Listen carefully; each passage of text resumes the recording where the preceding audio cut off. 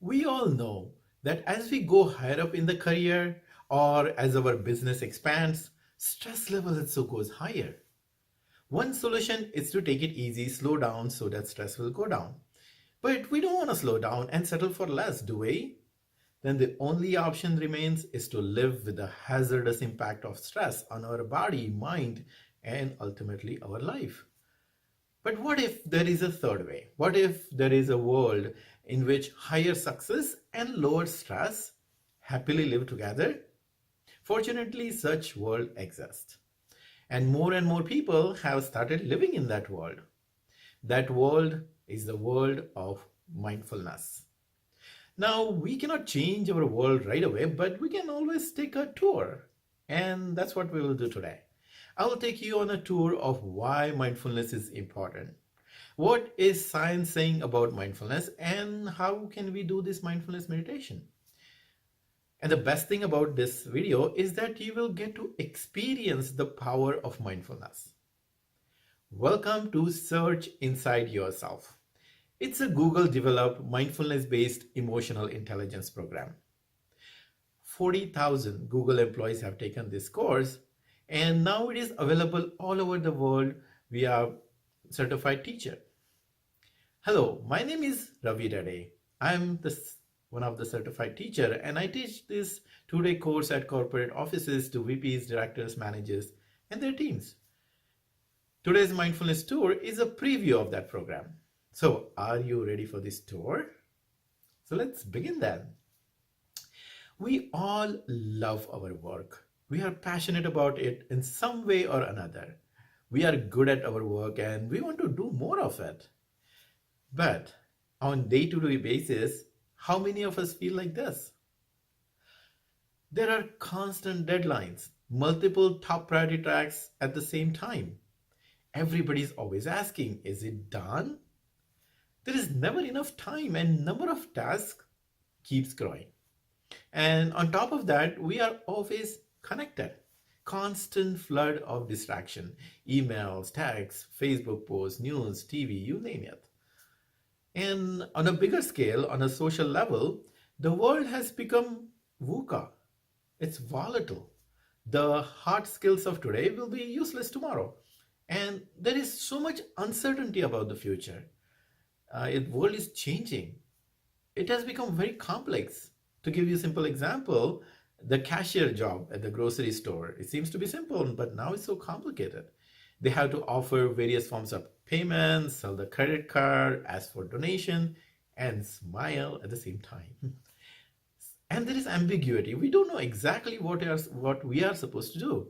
The manager must be a coach and subordinate must be a leader too at the same time. The world has become VUCA, VUCA.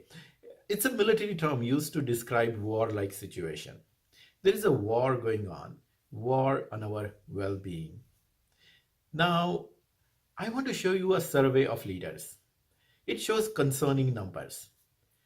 47% of the time is spent on mind wandering, thinking about something else while doing a task. How many times you have noticed you invite people for a meeting, they come physically, but mentally they're somewhere else. As per this survey, it happens 70% of the time. And the most disturbing part of this survey is that only 2% of us make time to do something about it. But today we are one of those top 2% because we are taking time to think about the strategy. So in this fast-paced, on-the-go environment, we are trying to find meaning. What is the meaning to all this hectic world?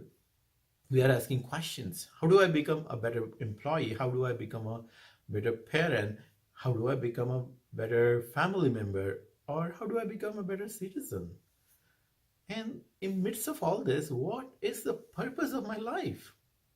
These are all wonderful questions, but we don't take time to find the answers. What to do? What is the solution? The solution is mindfulness. Now, what is mindfulness? Very simply put, mindfulness means being present. Being present at this moment where we are. In the office, it would mean being present in a meeting fully, physically and mentally. It would mean being with customer with full attention, understanding their needs. It means working on current tasks with focus that will lead to higher performance. If you're a student in a school or college, it means learning and paying attention to teacher with full focus. It would mean being on the answer in the test that you are giving, not worrying about the result or something else. It would mean being in the zone while playing sports. At home, it would mean listening to your spouse with full presence. It would mean giving your son or daughter attention when they're showing that cute drawing they have made.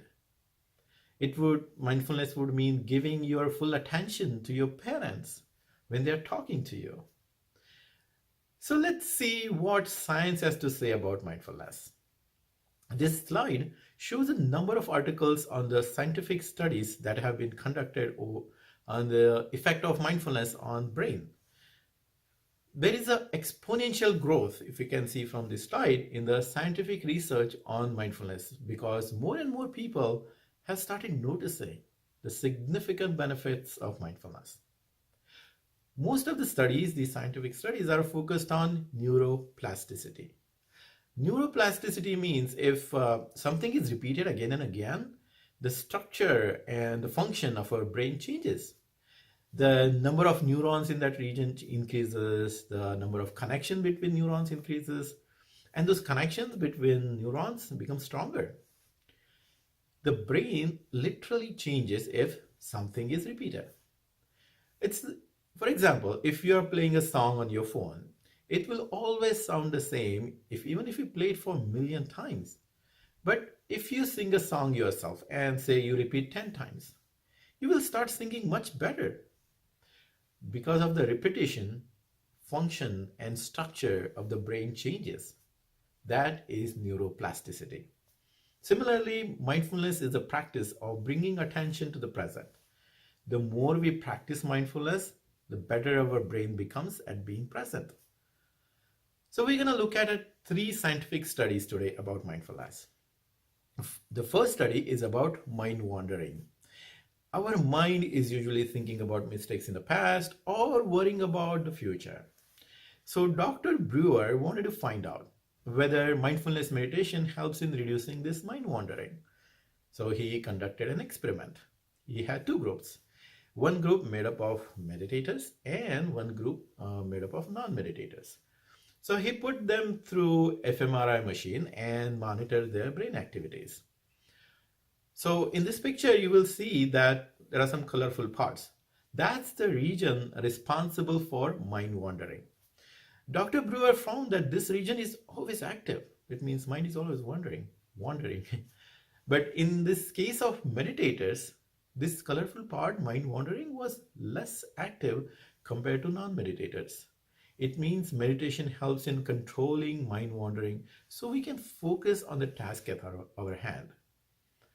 The second study is about unpleasant experiences in our life. The unpleasant experiences keep coming and going. For example, we may have to face a weekly meeting with a bad-mouthed client. So Dr. Lutz wanted to find out if meditation helps in dealing with such unpleasant situations. So he conducted an experiment, one group of meditators, one group of non-meditators. He gave a shock of hot touch on the forearms of participants every few minutes. And then he monitored brain activities. He found that both the groups experienced pain in a similar way. But in case of meditators, they felt less stress before the shock. And the unpleasant feeling after the shock was lesser. So before and after stress of the painful situation was less. So meditation can help us to let things come and go smoothly. Now these are just the 2 studies. Dr. Tang wanted to find out if there was any common conclusion from all those thousands of studies. So she conducted studies of studies called meta-analysis. She found out that 3 regions of the brain change. And these are listed here. Attention control, emotional regulation, and self-awareness. Okay, so science shows that mindfulness changes our brain for the better. Then the next question is, how do we do this mindfulness meditation? The Search Insight program, USL program, was developed at Google by engineers. So you can expect a step-by-step process. So step one is to bring attention to its purpose. Why are you doing this meditation? What's the purpose? Maybe you want to improve your focus, you want to improve concentration, maybe you want to reduce stress, or maybe you just want to find out what this meditation is all about. So once you know the purpose, you need to you need something to focus on. In this case, we use breath. Breathing in, breathing out. Now you would ask, why breath? Because breath is with all of us all the time, from birth now until we die. If we are not breathing, we don't need to worry about any of this. Breath is always available for us to focus on. It's pure, constant part of our existence. So you will bring attention to your breath, breathing in, breathing out, bringing attention to your nostrils.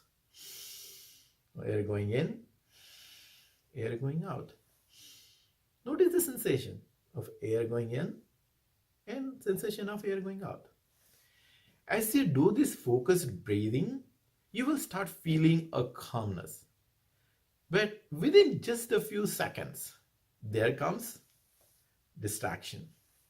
This is where we get discouraged and say, oh, this is not for me. I can't keep mind focused. I keep having this distraction. I keep having these thoughts. But don't worry. The purpose of this meditation is not to stop thoughts.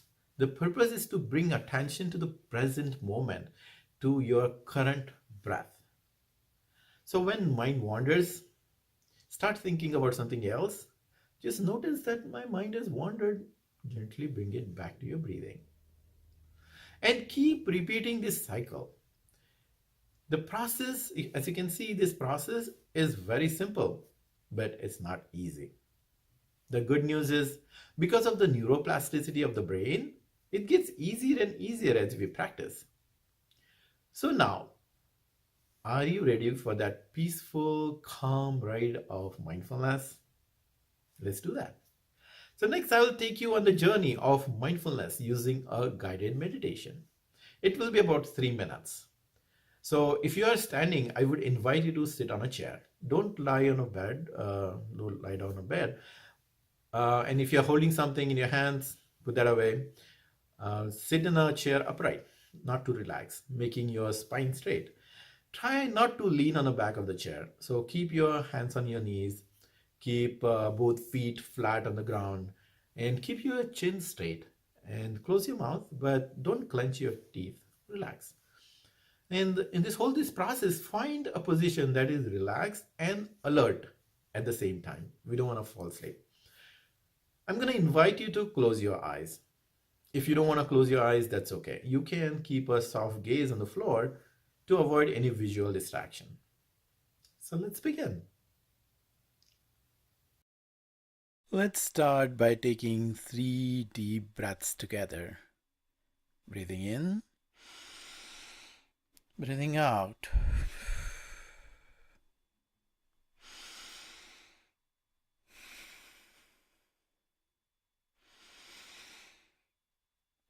Our mind may be in the past or in the future, but body is always in the present moment. So let's bring our attention to the body, to bring our attention to this present moment. Scanning the body from the top of your head to your feet. And now bring that attention to the sensation of breath. Sense the air flowing through your nostrils. Air going in, air going out. Notice the in-breath, notice the out-breath, and the spaces in between. You will start feeling the calmness. Notice it.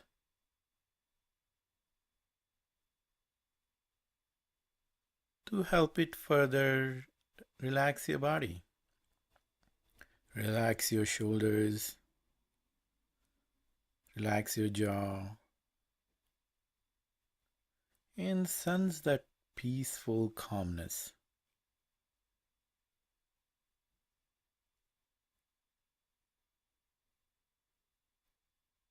And soon you will notice your mind might have wandered. Just notice where the attention is gone and gently bring attention back to your breathing. Breathing in, breathing out. Attention will wander. Just bring it back to the breathing. We'll stay here for 30 seconds.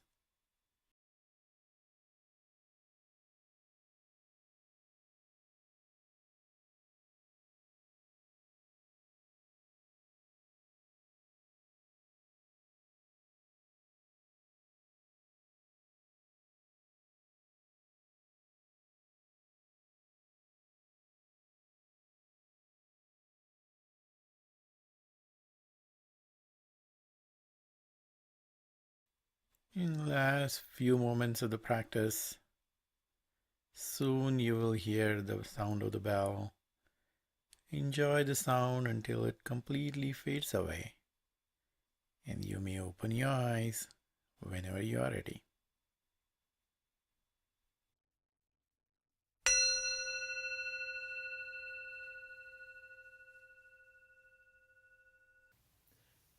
So, how was it?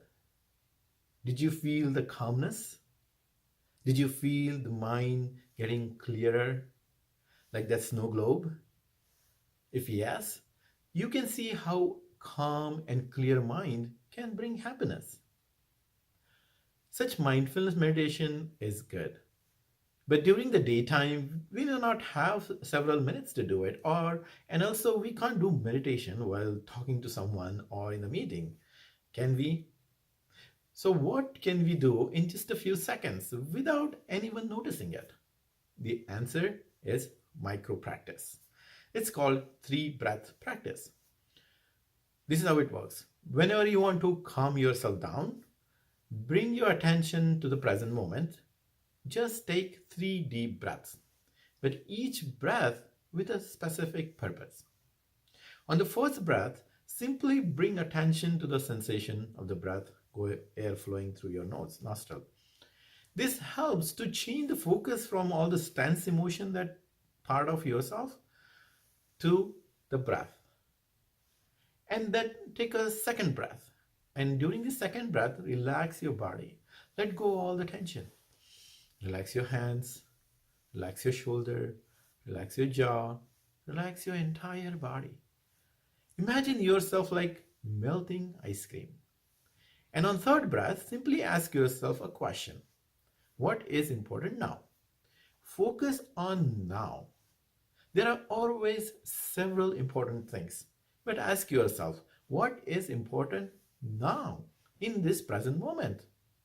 For example, in the workplace, somebody has agitated you. So ask yourself, what is important now? Getting even with that person or getting work done in this meeting? So let's try this together. It takes about 10 to 15 seconds to take 3 deep breaths. So imagine a situation when you felt trigger and see how you could use this 3 breath practice. So let's take 3 deep breaths together. Bringing attention to your breath. Relaxing body. And asking a question. What is important now? I hope I was successful in giving you a sense of the power of mindfulness. So imagine how it would be to bring this goodness of mindfulness to your life and the people around you. Contact me to find out how you can bring mindfulness to your organization and to your life. Search Inside Yourself is an extensive program which covers mindfulness, self-awareness, self-management, self-compassion, motivation, empathy, and compassionate leadership. This program will bring stellar performance, outstanding leadership, and well-being to you and your team. You and I can set up a time to talk on the phone so I can explain all this to you.